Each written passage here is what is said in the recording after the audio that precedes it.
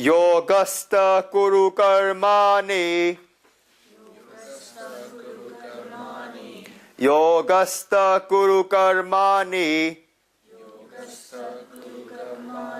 Sangam tattva janam jaya. Sangam tattva janam jaya. Siddhya siddhyo samabhutava. Siddhya siddhyo samabhutava. Samatvam yoga uchyate. Samatvam yoga uchyate. Fixed in yoga, do your work, a winner of wealth, Arjun. Abandoning attachment, we explained the meaning of that means of addressing Arjun, Dhanam Jaya, winner of wealth. Abandoning attachment with an even mind in success and failure, for evenness of mind is yoga. This is a verse that shows us how to be liberated from the cycle of birth and death. Very, very important verse. And if you look at the gist of the meaning, there's two parts. The first part of it, it's encouraging you to react to life as a witness. See life as a witness. Fixing yoga, do your work, abandoning attachment, with a mind, even mind in success and failure, for evenness of mind is yoga. You can only be even-minded when you become a witness to life. If two people are fighting on the street, and you get into the fight by taking someone's side, because they're your own people, and you feel pain, if one of your own people get hurt, then you will take one side. But if you stand there as an observer, then you will not feel pain. In the first circumstance, you will feel pain because you will take one side. In the second circumstance, you will not feel pain because you're an observer. If you take sides in a fight, then you'll feel pleasure and pain. But if you do not take sides, there's no pleasure and pain. And one who has no pleasure and pains can view life as a witness. And this person can never be happy or sad in life and attains the steady mind. So it's encouraging you to be a witness. In Buddha's life, there was an event where Buddha's brother called Devadatta was very angry. One day, Buddha came to the town called Kapilvastru. There, Devadatta made an elephant drunk and mad and let him loose towards Buddha. A brother and a wife and a neighbor can sometimes be our biggest opponents. So Buddha was walking through this market and his disciples were with him. It was a crowded market where everyone started screaming and panicking.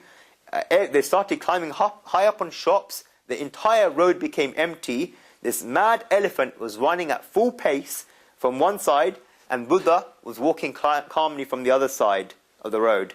And the Buddha's disciples had climbed high on those roofs and called Buddha to come up quickly, otherwise the elephant would kill him. Buddha didn't listen and continued walking calmly towards the elephant. Then a miracle happened. The elephant came close to the Buddha, made eye contact with Buddha, and sat down at Buddha's feet as if it was a dog. Everyone got up and angry. They knew that Devadatta, Buddha's brother, had done this, and told Buddha, "Give us one word, we will kill Devadatta." Buddha said that nobody needs to go anywhere. He told them to stay calm. They told Buddha that this brother had tried to kill him, tried to get an elephant mad to come and crush him. Buddha replied, "You saw that he made an elephant mad and he set him loose, but you saw also that this elephant did not kill me. He set the elephant because it may have been possible that I may have done something wrong to him in a previous life, and he was getting revenge, but I just looked at it as a witness." Then his disciples, the natural question comes, that how did that mad elephant just sit down like a dog in front of Buddha? Buddha said, it may have been possible that I had done something good to him in a previous birth, and this elephant is returning the gesture to me. I do not want to be involved in any karmas. I just want to repay my karmas, and I'll look at it all like a witness. Only such a person, Buddha was liberated, only such a person can be liberated. And it says in the Buddhist scriptures that in a previous life, Buddha was an elephant. And this elephant was, I think it was a squirrel. And there was a forest fire. That squirrel was about to die. The Buddha, the footprint from the elephant, the Buddha, saved that squirrel. It hid and it saved itself from that footprint. And it's paying its karmas to the Buddha.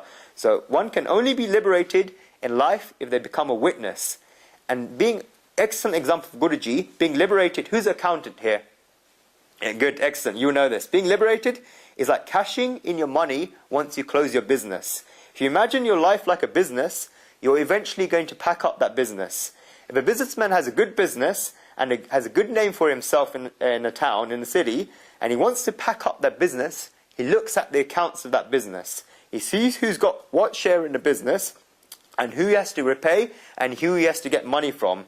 The people he's being repaid by and the people who he is repaying will get a call from him to settle those accounts.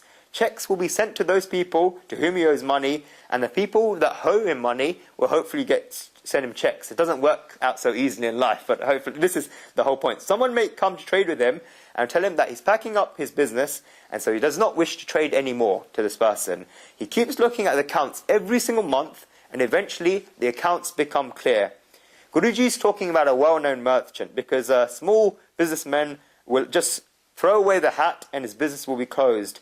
But a person who's made trades with many people internationally will take a long time to settle his accounts. And similarly, in life, whenever we're looking for liberation, we have to look at a count of karmas, and we have to keep repaying those karmas. If someone tries to open out that new account, and we tell them we do not wish to trade, eventually all our karmas will be repaid, accounts will be closed, and there will be time. And this is what liberation is. And one achieves this by becoming a witness. For that, an even mind is needed. You have to look at it with an even mind, and you only achieve even-mindedness if you see yourself as different. If you put your weight on one side of a balancing scale, then it will be uneven. But if you hold it down in the middle, it will be a balance. And it's life, it's important to become in the middle like this. Look at this. When we discuss how to treat it like pleasure and pain, Sonal explained it in a lot of detail, give you instant example how to treat it like pleasures and pains. Guruji gave this at the discourse that are circulated. Imagine in your mind that there's an accounting system, there's a credit balance going on. Look at this, how you treat pleasures and pains alike. Someone says something good to you, pleasures, normal people say, I love this, that's very good, you've complimented me, but knowledgeable people hate that. The reason why? Why do they hate that? Come on, give me the reason. Exactly, in a way, because in an accounting system, when someone pays you back your debt, that means you've got profit and loss accounts, you've got a balance sheet, then you've got debtors and creditors account. In that account, when someone pays you back, your plus figure goes down. And in the same way, if you look at it dharmically, if someone does good to you, if good things happen to you, someone praises you, compliments you, you're using up your punyas. Use up Sanatana Dharma. In Western philosophy, the word sin is so rooted that there's no actual direct opposite of sin. There can be words like merit, but merit is an adjective. It's not exactly a direct opposite of sin.